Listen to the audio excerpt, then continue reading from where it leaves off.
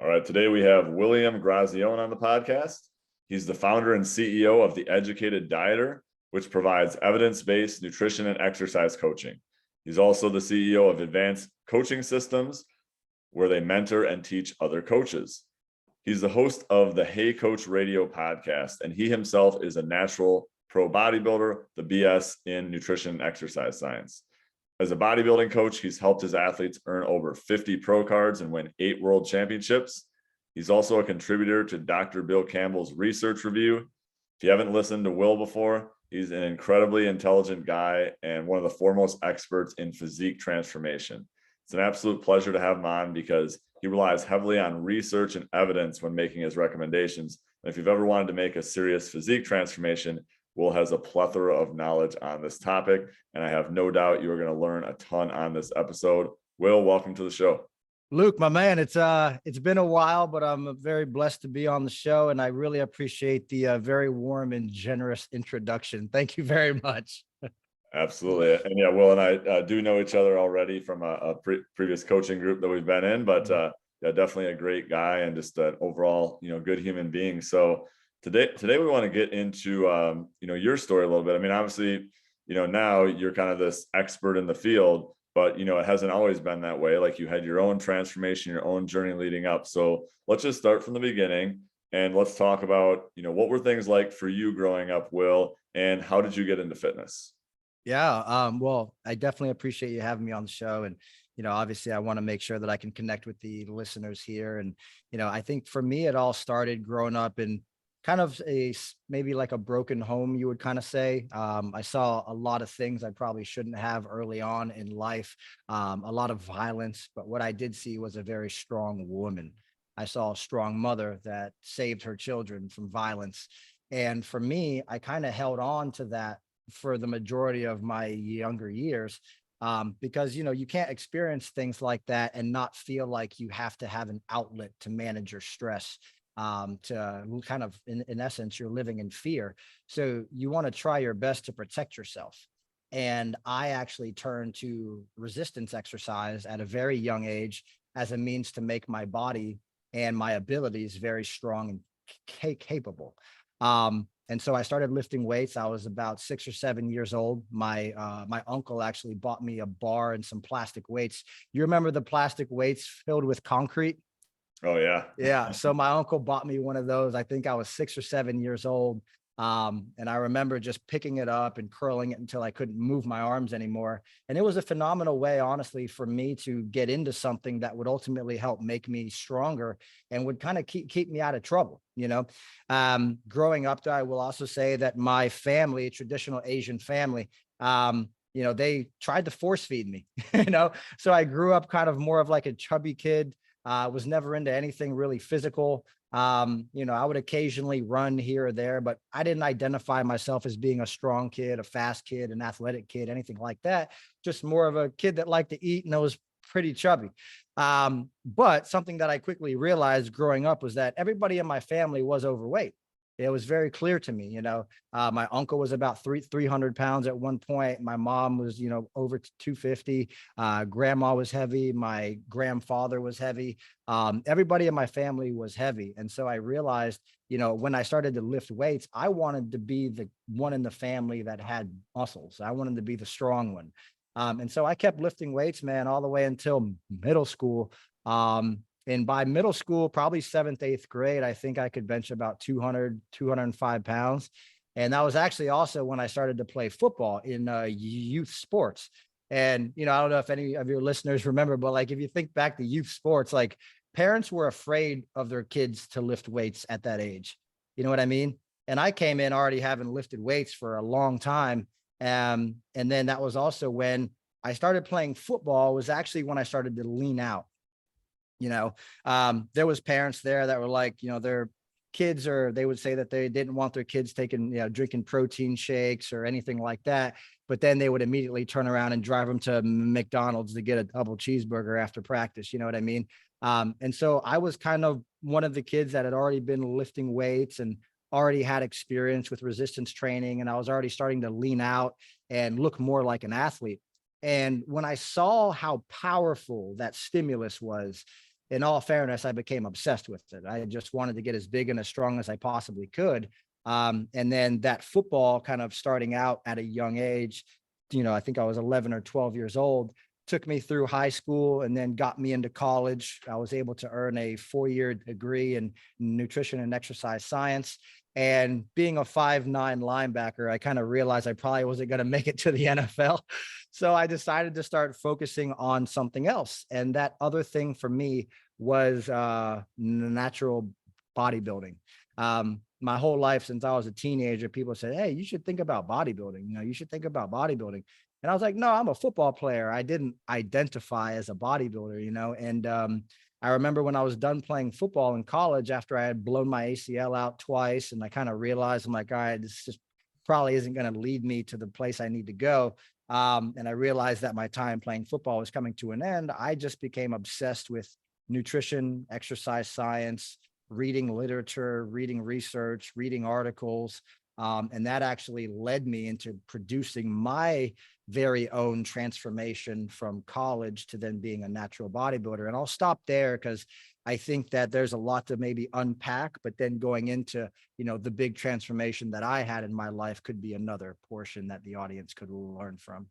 Yeah, absolutely. I appreciate you sharing all that. Obviously sounds like, kind of in your words, you had a tough upbringing. And did you grow up in Tampa Bay as well? Yes, Hank Petersburg. Yeah. Okay, got it. Yeah. So obviously, tougher childhood. So you'd say for you that was kind of an outlet for you with some of the things going on at home that kind of kept you focused on something else. Absolutely. Yeah. I mean, I was the kid that I would turn on Saved by the Bell, and everybody used to call me AC Slater, right? And I noticed that on Saved by the Bell, AC Slater was always walking around with a dumbbell. You know what I mean? And so I would literally, while my mom was cooking dinner, I'd grab a pair of 10-pound dumbbells or 15-pound dumbbells, and I'd literally just be walking around my house curling them, because what I knew was if I put my energy into something productive, it would keep me out of trouble. Growing up and experiencing things like that, I think you kind of, as a young kid, you kind of can't help but have a bit of accumulated rage and aggression, right? And while I did get into my fair share of like fighting and offending myself and all that type of thing, a lot changed once I got involved in martial arts. That was another sport that I was very involved in, is actually learning to protect myself. Because even though I grew up and I saw a lot of violence and I did my best to protect myself, started lifting weights and getting stronger. I remember the first time I was jumped by three kids, and they literally, like, there was no remorse. We're in like 6th grade and they're stomping my Wow. face into the ground. And I'm just like, I don't know how this happened. All I know though is that I need to learn how to protect myself. So it was right after I had gotten jumped by those three kids that I went back to my grandma's house, and she was the one that would overfeed me every day, right? And I said, "Grandma, like, I got jumped. This is what happened." And she said, "You need to go to karate." So again, traditional Japanese family, martial arts is huge in Japan, right? So she said, "You need to find a martial arts instructor. You need to find a dojo." And I found one, and I loved martial arts. I loved football, and I loved lifting weights. But eventually I found out that I was much better at playing football than I was at martial arts. So I had to choose one. Gotcha. Wow. Yeah. So definitely experiencing things at a young age that, most kids don't experience. Obviously, I'm sure that set the tone there. So, after that, like after middle school, so did you experience things like that, like throughout your childhood, throughout high school as well? Yeah, I mean, there was a bit of bullying just because I was different. I mean, in all fairness, like where I came from, there wasn't a lot of kids that were Asian. So I would get a lot of the names and people trying to pick on me and stuff like that. But I remember one specific instance where, I told my grandma what was going on. And, she said, "Well, you have to stand up for yourself, because nobody's going to take it easy on you in the world. And I didn't know what she meant at the time, but it took me about a couple months into martial arts. And I had gotten in a couple more fights from the time I got jumped until, a couple months into martial arts. And I just quickly realized that, you have to be able to protect yourself. Right. And if you stand up for yourself, if you hold the line, if you show people you're not the one to be messed with, they will leave you alone. And I just remember a couple of the fights that I had gotten into. And by the time I was in 7th grade, I mean, I was already more muscular than most of the kids. Um, and, if you decided to pick on me just for you, it probably wasn't the best idea. Right. And so I ended up getting in a couple more fights after that. And after that point in my life, man, probably after 8th grade, I never really got in another fight. You know, people can only see you do what you do to some people if they're harassing you, picking on you, physically trying to beat you up, and then you stand up for yourself and you do something to them. Um, there's only so many people that would be able to see that and still want to pick on you, right? Because if you think about the idea of a bully, they're only preying on the weak.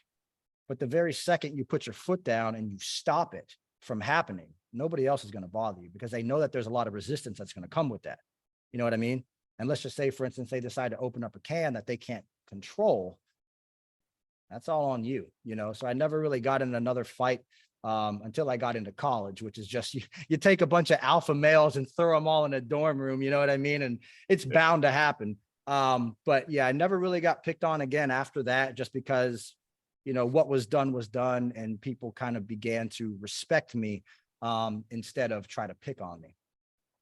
Got it. Well, yeah, I mean, obviously, quite a situation going up. And as you mentioned, you felt kind of different from some of the other people and did get picked on. And obviously this must have, affected you quite a bit growing up. So would you say that that had a lot to do with you? It sounds like that had a lot to do with you wanting to build muscle and wanting to get stronger and wanting to delve into this, was just wanting to, become the type of person who wouldn't get picked on. Yeah. So, I mean, I definitely had my fair share of, I would say, obstacles that were in my way. And I'm very happy now to say that they didn't stop me. But at the time, growing up, experiencing trauma at such a young age, I had a very bad speech problem where, in all honesty, man, I didn't read. I didn't talk very much because I was traumatized by what I had seen and what had been done. And I didn't talk. I didn't just nothing. You could kind of consider me almost like illiterate until I decided that I needed to change it. And so, yeah, I mean, it definitely wasn't easy growing up, but I'm very happy that God essentially provided me the tools and the strength that I needed to continuously march forward. Growing up as a kid, like I didn't have really any confidence at all. Even though like physically I was a good looking kid and I was strong and all of that, inside I felt like I wasn't worth anything. And so I needed to do something that was in my power. And because I wasn't book smart or educated or reading anything or good in school, I just turned to the thing that I was in control of, and that was my physical ability. So I'm like, well, what can I do to be able to run faster, get stronger, build more muscle, all of that stuff that was in my control. And so that's what I'm saying. When I started playing football at a very young age, I was so far ahead of the other kids that I just had an advantage. And then when I started playing sports, there was, again, so much rage that was still accumulated in my body that I needed to get out, that football was the perfect sport for me. Because once the coach told me, hey, you have a job in between the whistles, but once them whistles blow, you have to stop. Because when I first started playing football, I didn't know how to turn it off. I'm like, you're telling me I can, physically run through this kid and pancake him and then tackle this other kid. And I'm like, it was amazing to me. But then I had really had to realize that, it was only in between the whistles when I could control this rage and aggression. So, I mean, in all fairness, I think a lot of young men need to be in sports. They need to be doing something that takes their, our natural ability of being men, which is, you're starting to produce testosterone. You're starting to have maybe some rage and aggression, and you need to put that drive into something. I believe that all young men should be involved in some type of sport because it allows us to focus on something that could actually be very fruitful later on in life. Yeah, absolutely. And, I can personally relate to what you talked about being, very quiet growing up and, not having as much confidence in myself. And, it definitely is great to hear that that's something that you have overcome. So, I mean, yeah. Let's kind of go through that. So you went from like this kid who was getting bullied, like picked on, like unconfident. And now, I mean, someone looks at you and they're like, you're very polished speaker, like you educate, thousands of people, you have a good social media presence. So like after high school, like you go into college, like what happens next for you? Like how do you start to progress in your confidence in your career and just your, both in the lifting space and just professionally? Yeah, so I think a lot of it actually started by just me getting pretty good at football in high school, and that started to build my confidence. So, when you have your name in the newspaper and you're kind of being featured, getting like player of the week, and I had other coaches after we would play games, like the opponent's coach would actually like single me out, and they'd walk over to me and they'd shake my hand and be like, good game, son, you know. And from that point, I was like, wow, like these are other schools coaches coming up to me after the game, like congratulating me how well I played. That really started to grow my confidence. And then the first time colleges start to become interested in me and I started to get some letters, that also helped me grow my confidence. But in all honesty, man, I really wouldn't say the confidence thing or the being a polished speaker thing, anything like that. I don't believe that started until after academia was over with. I played football in college for about 3 years and again realized that, hey, like I'm probably not going to make it to the NFL, so let me protect my body, let me serve the team in other ways. And that's actually also about the same point in time when I kind of found my relationship with God and made it a lot more serious. I ended up going to a Christian college in Oklahoma, and we were recommended, like we had to go to chapel 3 days a week, as a part of the scholarship and all of that. And so I started to go and I started to believe in something higher than myself. And I started to connect a lot of dots, in regards to like, why did I have to go through all those hard things? Like, I think most young people approach life from a victim mindset, right? It's like, why did all this happen to me? Why did I have to go through this? How dare somebody do this to me? All the stuff I went through. And I quickly realized that I could kind of take all the things that got me to where I was and just use them as my firepower to continuously keep leveling up in life, right? Like if this stuff didn't break me, there's nothing else that I could possibly experience in life that's going to break me. And I've always said, like, I can push myself harder than anybody else can push me, right? So if you can get to a relationship with yourself where you can push yourself harder than anybody else can push you, like there's nothing you can't really handle. Like I remember going to practices and we'd be running and I would get back from summer workouts, and we'd be like, all right, everybody line up. And I mean, our coaches were nuts, man. They had us doing like 3 a days. I remember in one day, they had us run like 140 something 40-yard dashes. That day, they were trying to see how many kids would quit. Right.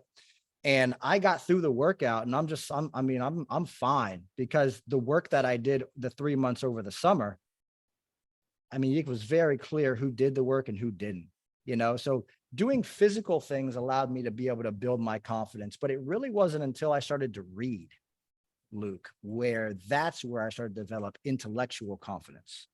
Right. So there's a big difference between what most men see as confident is like, I'm big, I'm strong, but you're big, you're strong, but you're also silent. You're not vulnerable and you never talk about what you're going through. Right.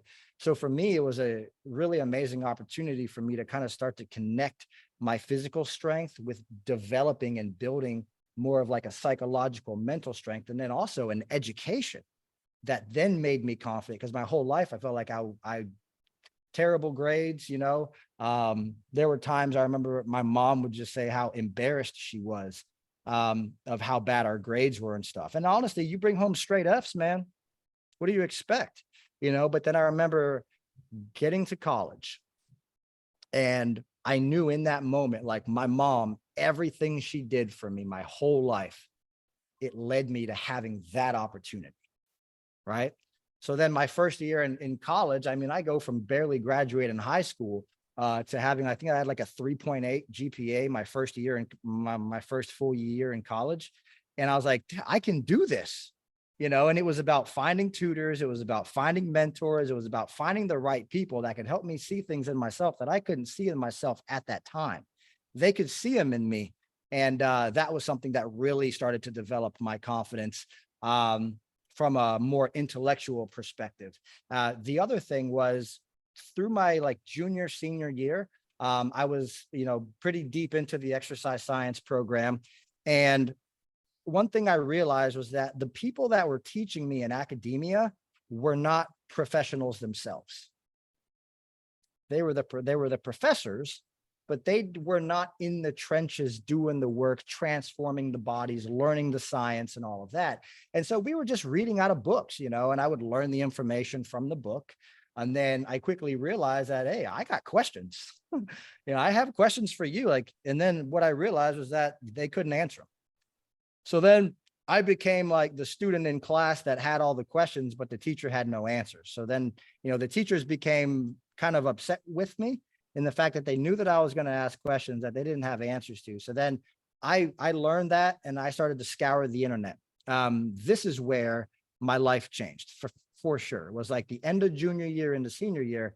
And I happened to find articles by Dr. Joe Klemczewski, Lane Norton, Dave Gooden, and Skip Kerr. Okay. All of the OGs of online coaching, right? I found their articles, I found their blogs, I found it all. And I didn't have a computer at the time. So I went to the school library, and I had some change, and I printed out as many articles as I could. Right. And I go to the table, I lay them all out, I staple them all, and I just started reading everything I could find.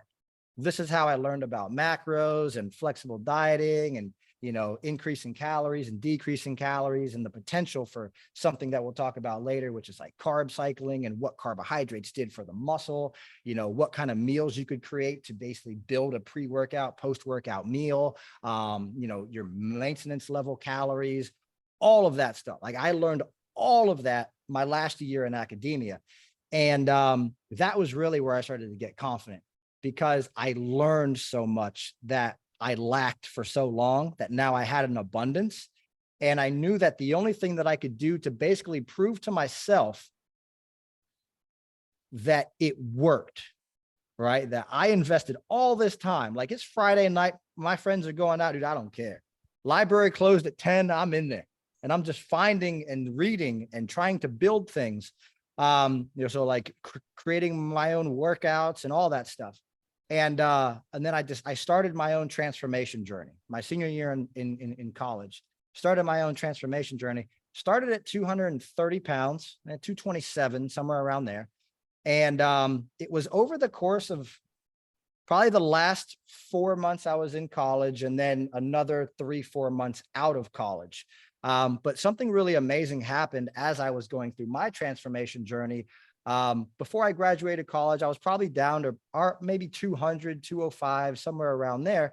And your final project of my senior year in college was to take 5 people and help them transform their bodies. Now, you had to make a case study of every single person, right? So like, what was their diet like before they started? What was their training like before they started? What was their cardio like their family, like history and all that stuff. And you had to actually train them for 12 weeks. And the ones that actually executed the plans that I created for them, which was only 3 out of the 5, they had great transformations. And so I'm like, wow, I learned all this. This isn't stuff that was in the book or stuff that I was taught by my professor. This was stuff that I grabbed from the internet, and I began to implement it on people and on me. And so then I helped those 3 people, and I was already about halfway through my transformation journey. Left college, went back home. The next 3 months of my life were just focused on becoming a natural bodybuilder.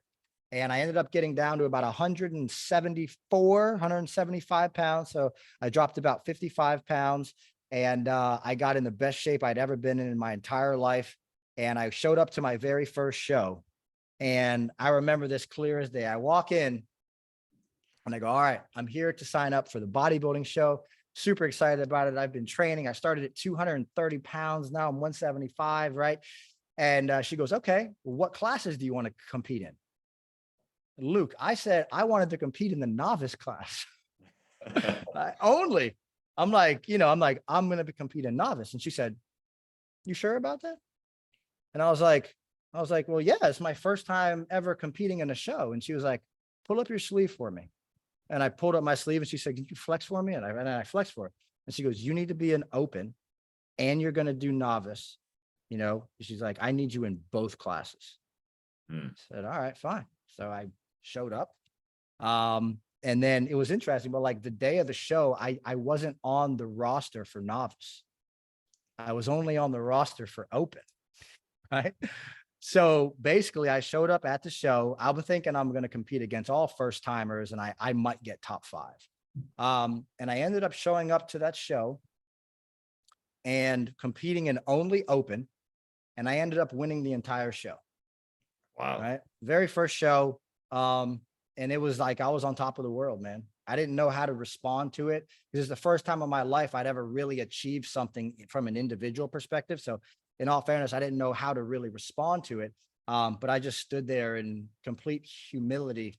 And I remember just putting my hands up and just like saying, thank you, God, for allowing me to go through all the trials and tribulations I had to go through in order to get here. But here we are. And now I'm a champion. What can I do in my life to use this information? So won my first show, and I guess we'll stop there because I'm talking a Yeah. lot. No, that is so amazing. I mean, it's just incredible to think like from where you started, like you said, getting bullied, like, not able to read, quiet kid, didn't really know how to handle yourself, kind of grew up in a broken home. And now a lot of people in that situation might say like you kind of said, like the world is against me, like there's no way I can succeed. And here, look at you. I mean, you literally self-taught yourself all this stuff, like learned how to read, trained yourself for a first show, like had just put in all the work. And then, literally first show, a lot of people might think like, oh, it was lucky his first show, but no, you had done all the work going into that allowed you to be able to do that. So, I mean, I just think that's an incredible story of, what's possible for a lot of people. So yeah, now that you've won this show, you're like on top of the world at this point, like what happens next? Yeah, so that was actually very interesting what happened after the show. And I'm going to be very decisive with what I choose to talk about because honestly, I could probably talk to you for days about this stuff. But after the show, I won. Like I said, I won the show. I ended up going back to my gym where I worked at as a janitor, by the way. So I was the guy in the gym, vacuuming the floors, cleaning the toilets, lubricating all the equipment, magic erasing everything. I was that guy. And I go back to the gym. I put my trophies up on the counter with a picture of myself. And it's just because I was proud, I'm like, I freaking did it. And I remember that first day after I put them trophies up there, people started coming up to me and they're like, hey man, like, can you prep me for a show? Like, can you get me ready for a show? And I was like, I don't know. I don't really, I did it for myself. I don't know if I could help you. And he said, well, that's okay. Like, I just need your help. And I was like, all right. So like my closest friends in the gym who also happen to have great genetics, right? I ended up prepping them for shows. And within the next 12 months after that, after I won that show, I had competed in numerous other shows. And then I actually ended up turning pro at the end of that very first year. So my first year competing, I turned professional. And then through that time, over the next 12 months, I started working with about 15, 20 people. All of it was pro bono. All of it was under like no money coming in. I was just doing it for free. And at the end of my first year, I had turned 4 people pro. And probably a handful of my other clients had placed top 3 in other shows. Right. And I remember one day I was like, man, I'm really putting a lot of time and effort into this thing. And at the time, I'm still the janitor. Okay. So I was a martial arts instructor and I was the janitor. So like people would come up to me as a with my vacuum. You see it because you probably go to the gym. You got the vacuum pack on and you're just like vacuuming the floor, right? I always have my headphones in and they'd come over to me like, hey man, I got a question for you. Can you tell me more about protein? Can you tell me more about carbohydrates? Can you tell me about like what diet did you use to get lean? How much cardio should I be doing? Like what kind of weight training should I be doing? Should I be doing cardio before I lift weights or weights after cardio? Like what should I do? And something that was very apparent was I needed to become a personal trainer, right? I'm like, I'm already in this gym. I got people asking me all these questions. So one day I'm vacuuming and I just took the vacuum off and I was like, I'm going to go talk to the GM. And I just walked in there and I said, hey man, listen, I know for sure I could be one of the best personal trainers this gym's ever seen. I just need a shot. And he's like, Will, I'm going to give you 1 minute to give me your spiel. And I was like, all right, done. So I gave him my 1 minute passion talk, right? And he said, when can you start? I said, Friday. And it was like a Wednesday. And he goes, how about Monday? Because that'll give us time to have a meeting over the weekend and all that. And I started as a personal trainer that next Monday. And then my main job was like to acquire as many customers as I could in a short amount of time as possible. And so that's really how my venture into entrepreneurship and being a coach started. Was I worked with everybody for free. I gained a lot of testimonials. I gained a lot of case studies. I gained a lot of experience, and I actually gained a lot of respect in the natural bodybuilding world, because I was showing up at shows with some of the best coaches in the world that are still around today. And my guys were actually beating their guys. Right. So I'm like, I was doing something right. And that next about 12 months was totally focused on growing my personal training business. And then eventually I was kind of forced into a hole. And maybe you're a personal trainer right now listening to this, and you know that you're kind of pigeonholed into being a personal trainer for the gym. You want to do some things outside the gym, but you just don't know what to do. The gym found out that I was also doing diets for my clients. And so they basically called me in one day and they said, hey, Will, look, you're going to have to choose, man. Are you 100% Gold's Gym, or are you 100% yourself? Because there can't be a middle. And I said, look, respectfully, can I have 2 weeks just to think about it? Right. And they said, absolutely. Take your time. And I want to give credit where credit is due. One of my good friends, Lane Norton, everybody listening to your podcast probably knows Lane. He had became a friend of mine. So I met him when I turned professional at the NGA show in Coral Springs, 2010, I think. I met him very last show. He was competing in the pro class. I was competing in the amateur class, and we started talking and all that. And then we became friends shortly after that. So it was pretty easy. Like, I walked out of the gym, I call him up on the phone. And I'm like, hey, Lane, man, this is what they're trying to do to me. He's like, all right, well, like, let's work through this, man. Cause obviously I can feel that you're stressed out. You got a lot of pressure on your plate right now. I had gotten into a relationship with my now wife, who already had a 5-year-old daughter, and I'm struggling to pay bills. I could barely get by, and she was working full time as well. And he said, how much money are you making in the gym? And I said, this much. And he goes, well, how much money are you making on the side? And then, at that time, I was charging people. And he was like, well, this is what I think. I've seen your work. I know you're going to be fine. He said, tell them to kick rocks and start your own thing. And I said, all right, deal. So I took the next 2 weeks. I had $300 left in my bank account before I was dead broke. Right.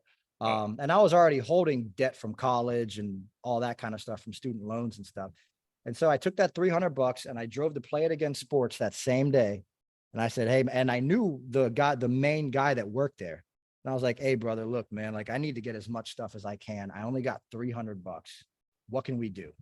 And I ended up walking out of there with a power rack, a bar, about 300 pounds in plates, a couple pairs of dumbbells, and I don't even know what else. One adjustable bench that was really cheap. And I put it in my garage, and I said, it's game time. And over the next 2 weeks, I basically, I kind of talked to my clients about what my plan was and where I was going, what I was doing. And about half of them followed me. And in all honesty, Luke, man, that's all I needed, because now I was on my own. I was making my own decisions. I could do whatever I wanted, and my clients were still achieving amazing results. And that's really how it all started. Was out of my garage, $300 of equipment, dead broke, didn't even have a computer. I had a tablet from college that I got as a gift. And I used that for probably the first 12 months until I saved enough money to buy a computer from a family member. He had an old MacBook Air, and he sold it to me for like $1,000. And I took that Mac Air and I grew the business in 1 year over 6 figures. And then the next year, I think it close to doubled, and kind of that's how it started. Wow. Just so many angles of that story and your journey that it's a lot.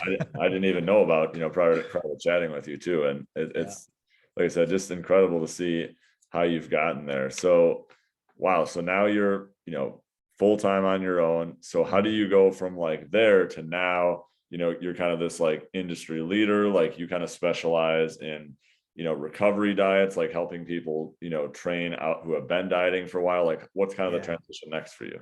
Yeah. So it's a beautiful story, man. I think, you know, growing up, and there's a reason why I'm going to bring this up, but growing up, I didn't have really anybody besides my mom, that actually believed in me, or saw something that I could be. Everybody else would, that's not realistic. Like, what are you going to college for? You're not going to play in the NFL. Like, it's just like, why would you do that? Why would you waste your time? Well, come on, like, just get a normal job like the rest of us and just start life. And I was never willing to accept that. I always believed that God had larger plans for me. And I just needed to continuously follow the path that he had put in front of me. And up until when I got started online, the only person I knew that was doing online was Lane. Right. He's a good person to know. Right. And I remember the very first time, when I really committed to going online, which what I did was I had to quit all my other jobs. And at that time I had 4 jobs. Right. And I was barely making like $30,000 a year. Wait, Right. so it's personal trainer, janitor, martial arts. Yep. And then I was a personal trainer at the martial arts school too. Jeez. Yeah. So I was working 4 jobs, barely making maybe $30,000 a year. And in that moment when he said, Will, you're going to be okay. Go on your own, go all in, commit. I did it. And I quit all my jobs. I went without a paycheck for about a month. And then after that first month of not having a paycheck, like the finances just started rolling in. And within a couple months, I was already making more than I was making with my 4 jobs. So obviously I was very happy about that. And, I remember everybody in my life telling me it wasn't real. Like, this thing you want to do, this online coaching thing, it's just, come on, like, it's a pipe dream. Like, how many of that guy do you think are out there? And I was like, I don't know, but I think there can be a lot, like the world is a big place. The internet's a big place. And I remember, probably within the week of people telling me that, I had gotten an inquiry from the UK. They found my bodybuilding pictures on Google and said, I want to hire you to be my trainer. That blew my mind, because as a personal trainer, everybody who's a personal trainer listening to this knows you are confined to those 4 walls. You're not getting leads from anywhere else. The 4 walls is where you work. And I got that lead from the UK, and I was like, what do I got to do to get out into the world more? So then we started to use Facebook. Facebook was the only social media platform that I had. And I started to post transformations on Facebook and stuff like that, and started to ask my clients if they had friends, and networking, and like trying to create some kind of like, referral system and stuff like that. And it was working. And then Lane, one day he saw my work, and I don't know if you remember, but he released a video called Metabolic Damage. Do you remember? Yep. Okay, so he released a video, Metabolic Damage, broke the internet, right? And he had so many leads coming in, he didn't know what to do with them. But he had about 20 of us that he knew, like, they're my friends, like, I can distribute them. I know they're going to be in good hands. He sent me about 5 people. Okay. And I was like, brother, thank you so much. Like, this is the biggest blessing ever. Da, da, da. And I took those 5 people, and I ended up getting one influencer chick back then. This was like 2012 or 13. Yep. And then she was already on this thing called Instagram, and I had never heard of Instagram. I didn't have an Instagram. And I look her up, and she's got 10,000 followers on Instagram. This was like the first 1 or 2 years it was even a thing. And I remember talking to her one day, and she said, you need to make an Instagram account. So I made an Instagram account, and then I coached her. She came from working with a previous coach. So anybody that says, whenever Will talks about these client stories and all this, like, it's all true. This girl was eating about 700 calories a day. She was doing 3 hours of cardio a day. Okay. She was on 3 different types of anabolic steroids for bikini. Okay. I took her, I got her off all that stuff. I fixed her, got her health back. She ended up getting pregnant. Thank the Lord, having a healthy baby. And then we actually got her in the best shape of her life. Right. And she decided there was a good idea to make a post about me. Lo and behold, she makes one post. I acquired 10 new leads. And I was like, holy crap, what is this Instagram thing? This is insane, because I've been working for years, right? And to acquire 10 leads, that was like a 4-month process. You know what I mean? She makes one post and I get 10. And, from that point, I realized the power of social media. Lane and I became closer. And I remember he told me, he's like, hey, really spend time on this app. Like, really just post whatever, like record a set of curls and post that on the internet. Like, it doesn't matter. You don't even have to talk. Just post pictures, post videos. And I did it. And over the course of time, my platform slowly started growing. And that's honestly where my business started to take off. Was the customers that I was coaching. I was showing up to all the shows in the state of Florida, and we were earning a lot of pro cards. And people just started to take notice. So whether you followed me on social media, or you saw me at the show, or you saw me backstage, dream tanning, slapping bodies and doing all that, that's how the business grew. It was real in the trenches, traveling, meeting people, driving to Orlando every weekend just to go to a different gym, just to talk to people. I was doing as much as I could to network and get my name out there. And then at that point, I started to get some tremendous opportunities, because again, like, I'm going to give credit where it's due. Like, Lane was a tremendous impact on me in my life. He allowed me to know that the dream that I had was actually possible. And that's all I needed. I'm like, just tell me it's real and I'll go. And I went. And now we're in a position where we kind of specialize more in the hormone and metabolic health aspect of things. I still have some physique athletes, but I don't do bodybuilding competition preparation too much anymore, just because I did see a tremendous opportunity to be able to help improve the health of the fitness industry, not keep making it worse. Wow, just incredible. So many angles to this story. And I know we have just a few minutes left here, but I know there's so many different directions we could go here, but just the come up and the willingness to succeed here, and just clearly your passion shining through, that you're doing something that you really love and are helping people with. So let's kind of go now, kind of switch gears a little bit here, since we have a few minutes left. So you've learned so much, like, over these years about body transformation, now kind of hormones and metabolic metabolism and all those things. So if someone comes to you right now, like, how do you coach that person? Yeah, so it depends on the information I send out first and foremost. So I have to acquire a fair amount of information. I'm going to send them an introductory questionnaire. I'm also going to send them a metabolic health questionnaire. The metabolic health questionnaire is in place to basically let us know how bad off is your internal health. So I gave an example. If somebody comes to you, Luke, and they say, oh, my bloating is terrible. I go to the bathroom once every 4 days. I'm gaining a lot of body fat and I'm really not eating that many calories. I feel achy and fatigued all the time. I lost my period 6 months ago. I haven't gotten it back. There's a reason why all that stuff is happening.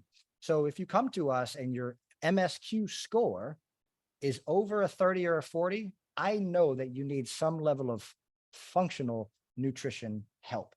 Functional, meaning the functions of the body, meaning maybe we have to start with the HPA axis, maybe we have to start with the liver, the GI tract, the gut health, hormone imbalances. But I think everything starts with the foundation. So everything from the functional nutrition side of things starts with the HPA axis, or the adrenal glands, then the liver, then the gastrointestinal tract.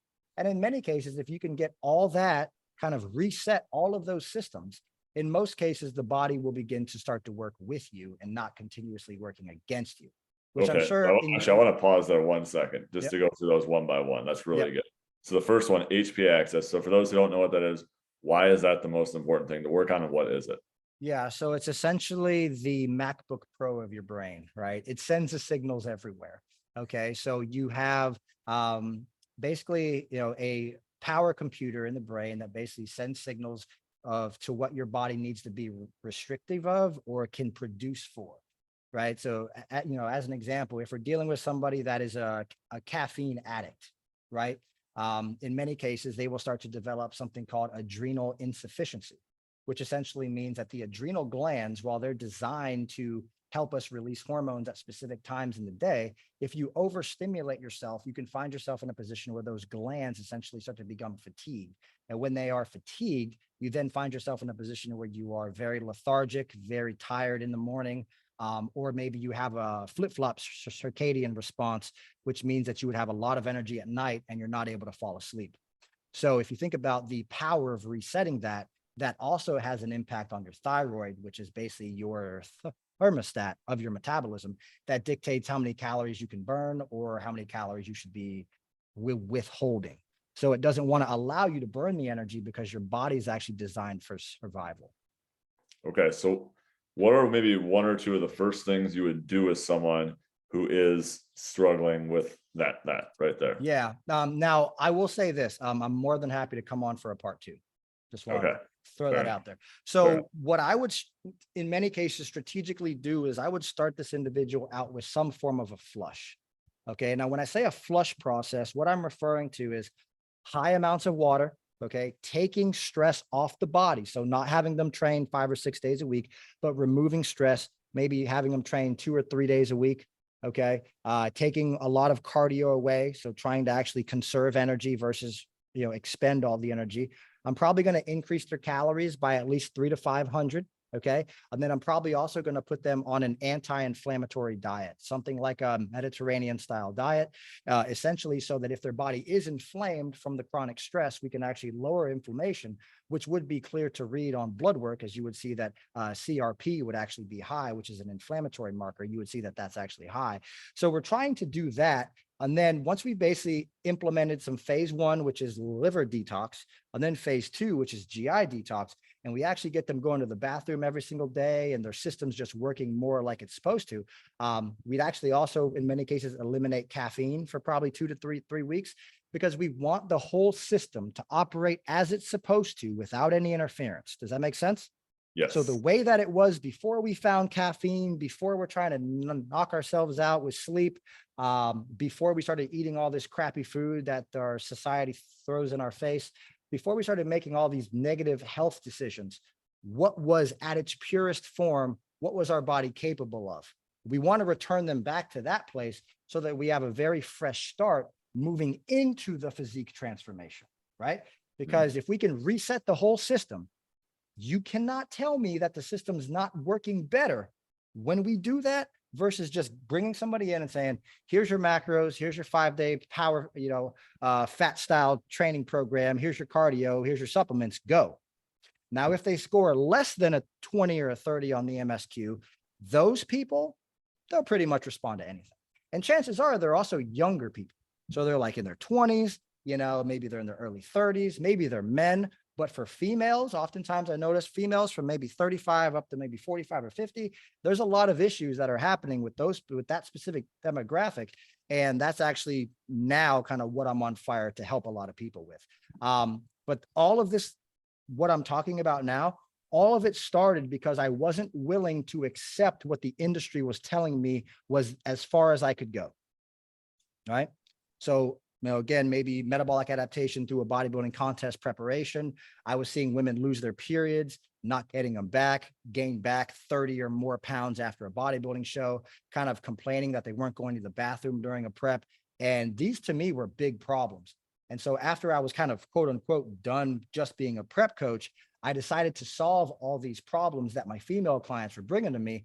And thus that's how the model of kind of hybrid functional nutrition coach started.